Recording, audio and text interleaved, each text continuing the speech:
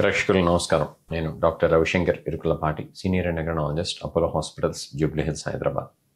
ఈ పర్టికులర్ ఎపిసోడ్లో new English ఇయర్లో, అంటే ఇప్పుడు జరుగుతున్నటువంటి 2025లో మనం ఎలాంటి హెల్త్ టిప్స్ పాటిస్తే మన ఆరోగ్యాన్ని కాపాడుకోవచ్చు అనేటువంటి విషయం గురించి చర్చించబోతున్నాను.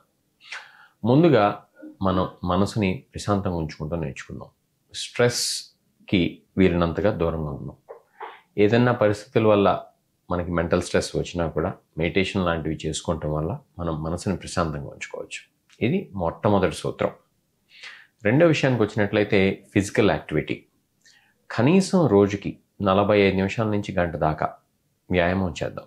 ఎలా చేయాలి, ఏం చేయాలి అని కనుక అడిగినట్లయితే కనీసం బ్రిస్క్ వాకింగ్ అయితే చేయాలి. ఇంకా కుదిరితే జాగింగ్ చేయటం, లేదా షటిల్ ఆడటం, లేకపోతే జిమ్కి వెళ్ళటం, ఇలా మనకి ఏది ఇష్టమైతే అది రోజు మాత్రం చేసినట్లయితే కనుక మనం శరీరాన్ని, మనసుని కూడా ప్రశాంతంగా ఉంచుకోవచ్చు. మూడో విషయం, రోజు క్రమశిక్షణ ప్రకారం నిద్రపోవటం అనేది చాలా అవసరం. అదేంటండి, నిద్రకి ఇంత ప్రాముఖ్యత ఎందుకు ఉంది అని కనుక అడిగినట్లయితే, నిద్ర కనుక సరిగ్గా లేనట్లయితే మనసు, శరీరం కూడా ప్రశాంతంగా ఉండవు. దీంతో పాటు రకరకాలైనటువంటి జబ్బులు కూడా వచ్చేటువంటి అవకాశం ఉంది. బ్లడ్ ప్రెషర్, ఊబకాయం, షుగర్ వ్యాధి, ఇలా ఎన్నో జబ్బులు సరైనటువంటి నిద్ర లేకపోవడం వల్ల వస్తాయి. కాబట్టి మనం సమయానికి నిద్రపోవడం అనేది చాలా అవసరం. అది కూడా కనీసం 7 గంటలు పడుకుంటాం అనేది అవసరం. కొంతమంది 6 నుంచి 8 గంటలు అని చెప్తూ ఉంటారు. మనం యావరేజ్ని చూసినట్లయితే కనుక 7 గంటలు అవుతుంది. కనుక ప్రశాంతంగా 10ంటికి పడుకొని పొద్దున 5:30కి లేకపోవటం అనేది కనుక అలవాటు చేసుకున్నట్లయితే మన ఆరోగ్యం చక్కగా ఉంటుంది. ఇంకొక సూత్రాన్ని మనం గనక చూసినట్లయితే ఇది ఆహారానికి సంబంధించినటువంటి విషయం. ఏంటి, మనం జంక్ ఫుడ్కి వీలున్నంతగా దూరంగా ఉంటాం, ప్రాసెస్డ్ ఫుడ్స్కి దూరంగా ఉంటాం. కేవలం మనం తీసుకోవాల్సినటువంటి ఆరోగ్యకరమైనటువంటి ఆహార పదార్థాలు ఏవైతే ఉన్నాయో వాటినే తీసుకుంటాం. నూనెలు, ఉప్పు, షుగర్ ఇట్లాంటి వాటికి ఎంతగా దూరంగా ఉంటే అంత మంచిది. ఇట్లాంటి బేసిక్ నియమాలు కనుక పాటించినట్లయితే ఆహారానికి సంబంధించి మన ఆరోగ్యం చక్కగా ఉంటుంది. అలానే లైఫ్ స్టైల్ డిసీజెస్ ఏవైతే ఉన్నాయో, obesity, diabetes, cholesterol, heart attacks, brain strokes, ఇంకా చూసినట్లయితే కనుక కిడ్నీకి సంబంధించినటువంటి సమస్యలు, ఇవన్నీ దూరంగా ఉంచుకోవాలి అని అంటే మనం సరైనటువంటి ఆహారాన్ని తీసుకోవాలి.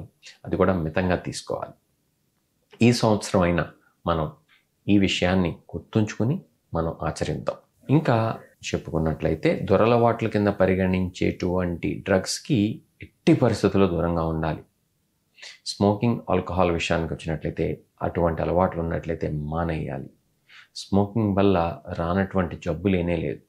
క్యాన్సర్ల దగ్గర నుంచి షుగర్ వ్యాధి దాకా అన్ని జబ్బులు కూడా స్మోకింగ్ వల్ల రావచ్చు. కాబట్టి స్మోకింగ్కి దూరంగా ఉందాం. ఈ కొత్త సంవత్సరంలో అయినా సరే మనకి ఆరోగ్యపరంగా మంచి జరిగేటువంటి లక్షణాలు ఏవైతే ఉన్నాయో, అలవాట్లు ఏవైతే ఉన్నాయో వాటిని అవలంబిద్దాం. ఆల్కహాల్ అనేది ఒక ఫ్యాషన్ అయిపోయింది. కానీ మనం సరిగ్గా చూసినట్లయితే ఆల్కహాల్ వల్ల జరగకూడనటువంటి చెడంతా జరుగుతూనే ఉంటుంది. దానివల్ల వచ్చేటువంటి మేలైతే ఏమీ లేదు.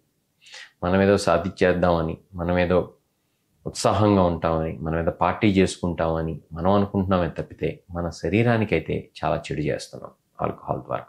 కాబట్టి దయచేసి ఆల్కహాల్కి దూరంగా ఉండండి. ఇంకా చివరిగా వచ్చినట్లయితే ఈ డిటాక్స్ అనేది ఇప్పుడు ట్రెండింగ్లో ఉంది. సోషల్ మీడియా డిటాక్స్ అనేది కూడా కొంతవరకు అవసరం. మనకి కేవలం ఏది అవసరం దాన్ని మాత్రమే మనం సోషల్ మీడియాలో చూడాలి తప్పితే ఊరికే ట్రోలింగ్ చేయటం, ఊరికే పనికిమాలిన వీడియోస్ చూడటం, నెగిటివ్ కాంటెంట్, మనకి అవసరం లేనటువంటివి, మన జీవితంలో ఉన్నత స్థాయికి వెళ్ళటానికి ఉపయోగపడేటువంటివి మాత్రమే చూడాలి తప్పితే జీవితంలో పైకి వెళ్ళటానికి ఉపయోగపడినటువంటి కాంటెంట్ చూడాల్సినటువంటి అవసరం లేనే లేదు.